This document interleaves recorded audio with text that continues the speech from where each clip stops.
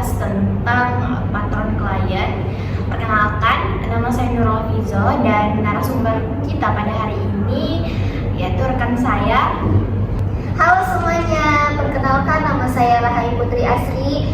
Saya senang banget hari ini saya bisa berbincang tentang hubungan patron klien bersama Kakak Ijo. Oke, first discussion di sini. Aku mau tanya dulu nih Ayu.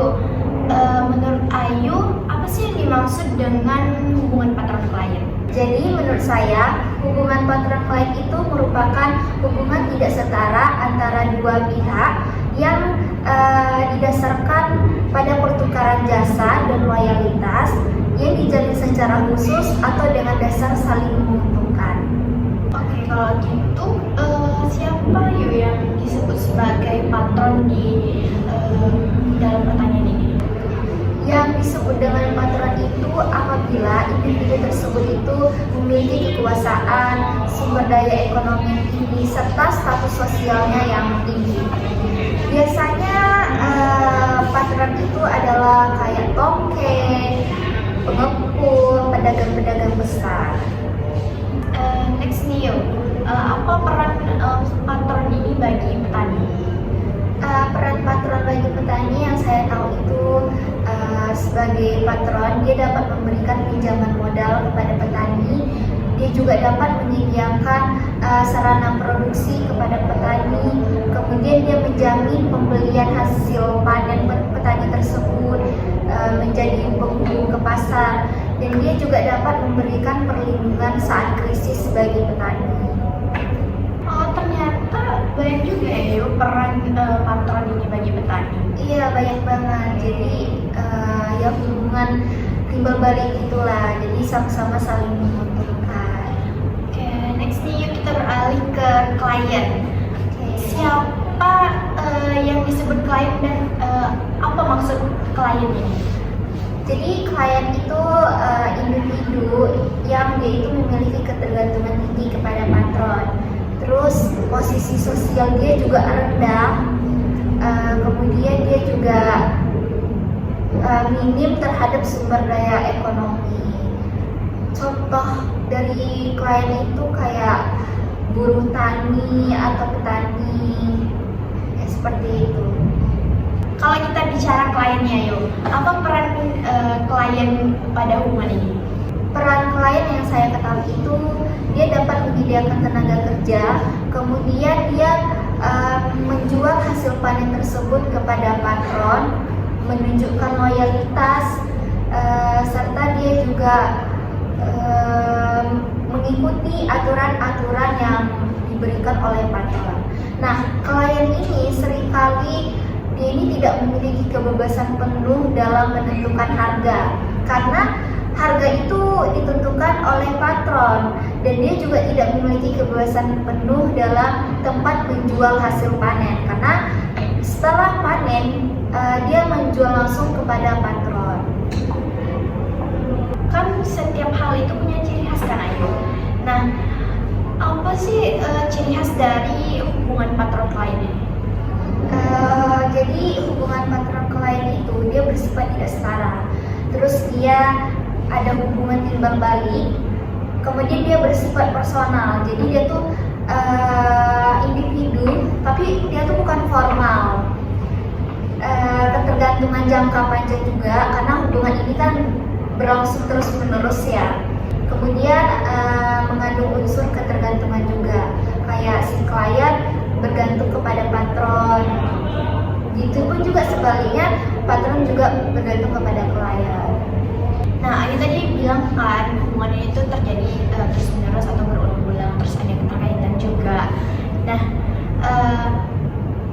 dari hubungan seperti ini nih, apa keuntungannya? Jadi untuk keuntungan atau kelebihan ya bahasanya dari hubungan patron klien ini, yang pertama petani itu pastinya mudah mendapatkan pinjaman modal, dan yang kedua si klien ini adanya jaminan pasar, maksudnya tuh udah pasti ada jaminan pasar dari si patron dan mengurangi risiko gagal usaha. Setelah itu juga ada bantuan saat keadaan darurat. Jadi kalau misalnya si klien ini terjadi kegagalan atau terjadi krisis gitu, patron ini siap membantu dalam keadaan darurat kayak meminjamkan modal atau meminjamkan apapun. Nah, bagi petani kecil kayak bagi klien lah, hubungan ini tuh satu-satu cara mereka ini bertahan hidup dalam keterbatasan. Jadi dia sangat bergantung tinggi lah kepada patron ini. Itu untuk kelebihannya. Oke. Lumayan ya, banyak juga ya keuntungan atau kelebihan yang didapat dari kedua belah pihak. Ya kalau itu tadi kelebihan kan yuk. Iya, Kalau misalnya kita lihat dari sisi kelemahan atau kekurangannya yuk, apa? Dan kekurangan atau kelebihan dari hubungan patron klien ini? Untuk kelemahan dari hubungan patron klien ini, yang pertama ketergantungan tinggi kepada patron. Jadi si klien ini bergantung tinggi kepada patron. Setelah itu posisi tawar si petani ini sangat rendah, bersifat eksploitasi, dan hasil panen itu, harga hasil panen itu seringkali tidak kompetitif. Jadi walaupun hubungan patron klien ini sering dilihat menguntungkan, tetapi juga dalam jangka panjang itu dapat merugikan si petani atau si klien karena dapat memperkuat ketimpangan ekonomi. Oh jadi gitu ya yuk. Ada kelebihan, ada juga kekurangan. Ya. Bisa nggak Ayu berikan contoh di lapangan mengenai hubungan patron klien ini? Contoh di lapangan yang biasa sering saya jumpai, kayak misalnya itu si petani ini meminjam modal ke toke. Kemudian setelah berlangsung lama setelah mereka minjam modal, mereka langsung ke budidaya tanaman tersebut sampai ke hasil panen. Nah, dari hasil panen tersebut mereka ini menjualkan ke patron. Dan untuk harga hasil panen ini ditentukan oleh si patron. Kemudian hubungan ini berlangsung secara terus-menerus seperti itu, berulang-ulang seperti itu. Ayo, apakah hubungan patron klien ini banyak memberikan manfaat bagi kedua belah pihak atau justru sebaliknya seperti menciptakan ketergantungan atau menghambat si klien ini atau petani? Jadi hubungan patron klien ini bermanfaat karena si patron ini kan dapat menyediakan bantuan, perlindungan atau modal. Tapi kalau dalam jangka panjang, hubungan ini tuh bisa terjadi ketergantungan. Karena si klien ini lama-lama dia jadi tidak bisa mandiri gitu, kayak dikit-dikit dia perlu bantuannya ke patron. Jadi ketergantungannya itu menjadi tinggi karena si petani ini kan lama-lama dia tidak jadi mandiri. Oke, menurut Ayu nih, gimana hubungan patron klien ini dapat mempengaruhi keadilan sosial dan kesempatan yang setara dalam masyarakat? Hubungan patron klien itu dapat mengurangi keadilan sosial apabila akses terhadap sumber daya, pekerjaan atau kekuasaan itu lebih ditentukan oleh kedekatan dengan patron daripada kemampuan individu. Akibatnya, orang yang tidak memiliki hubungan dengan patron, dia itu bisa mendapatkan kesempatan yang lebih sedikit, sehingga terjadi kesenjangan sosial dan ketidaksetaraan dalam masyarakat. Oke, kalau melihat dari kelemahannya yang cukup menjerat nih, kenapa hubungan antara petani dan toke ini susah banget untuk diputus? Kok petani kayak nggak bisa lepas lah dari lingkaran ini? Nah, ini menariknya secara sosiologis. Hubungan ini sulit diputus karena bukan cuma soal bisnis atau uang, tapi sudah masuk ke ranah sosial dan kultural. Patron itu seringkali hadir di saat kritisnya si petani tersebut. Misalnya si petani misalnya ada yang sakit atau butuh biaya sekolah mendadak. Nah, mereka itu bisa minjem uang ke toke, walaupun malam-malam nih bisa diminjam ke toke tanpa adanya jaminan kartu keluarga, KTP, ataupun sertifikat tanah atau sertifikat yang lain-lain sebagainya.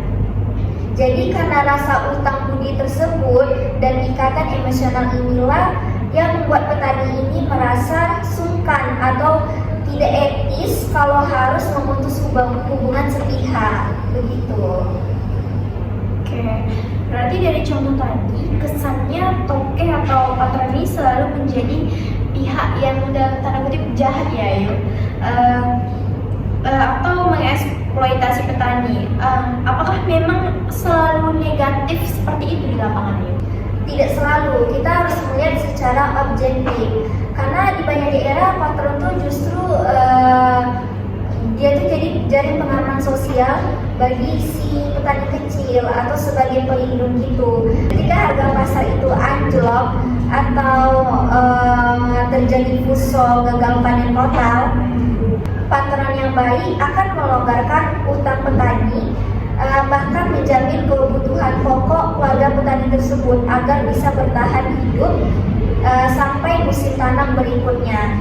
Jadi sifatnya bisa bergeser antara saling melindungi atau eksploitatif, tergantung moralitas si patron dan posisi tawar si petani.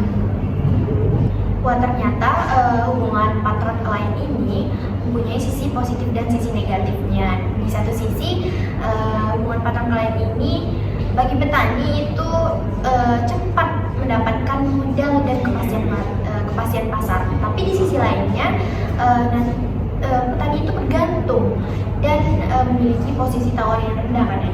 Iya, betul. Jadi bagi petani atau klien penting banget buat mereka itu untuk memiliki akses atau memperluas hubungan dengan lembaga keuangan, koperasi atau pasar agar mereka ini dapat mengurangi ketergantungan kepada patron. Jadi dengan cara mereka memiliki akses terhadap hal yang saya sebutin tadi seperti lembaga keuangan, jadi kayak dalam jangka panjang ketergantungan mereka tuh berkurang lah.